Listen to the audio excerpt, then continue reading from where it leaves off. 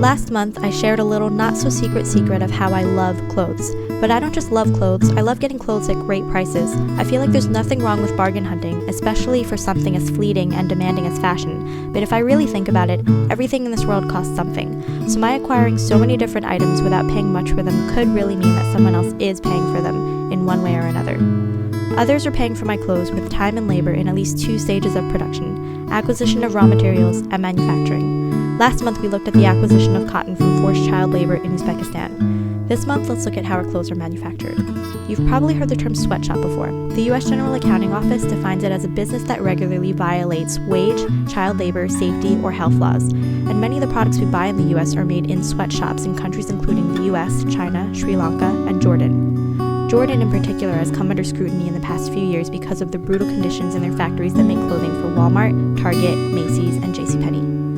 Thousands of workers, mostly guest workers from China and Bangladesh, endure mandatory 7-day, 96-hour work weeks. That's about 14 hours a day, with little or no bathroom breaks, lunch breaks, or sick days. And they work for about 70 cents an hour, below the legal minimum wage and their contract wage. Many have their passports confiscated, are forced to live in bedbug-ridden dormitories without heat or hot water, and suffer routine beatings, sexual harassment, and rape. So without ID, they can't even escape this abuse until released from their contracts. And these are likely similar to conditions in sweatshops in at least 48 countries where the majority of private label clothes are produced. In order to keep prices down and still turn a profit, companies have clothing made at factories whose costs are low. Factories keep costs low by forcing their workers to meet high, quick production deadlines and paying these workers a fraction of a living wage. Although I am not the one directly abusing these factory workers, my high purchasing demand for inexpensive clothes is driving companies to do business with these factories whose owners are abusing these workers. So what can we do? We can send letters and emails to these companies requesting information on wages and working conditions in their factories and stating that we want to purchase ethically made products. But in harnessing our consumer purchasing power, what about decreasing our contribution to the clothing demand by decreasing our purchases? My friend and fellow abolitionist activist Deirdre Mars has a great blog post on her website, deirdremars.com, about shopping less and for longer-lasting clothes to decrease our social and environmental impact.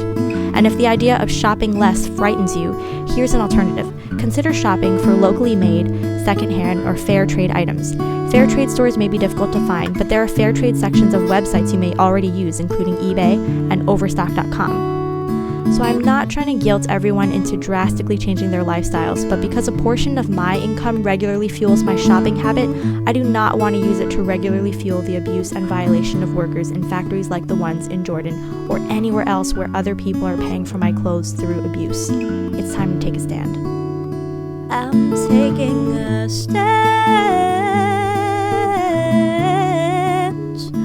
Oh, I'll take it no longer. The sentence you're under, I'll fight for its end.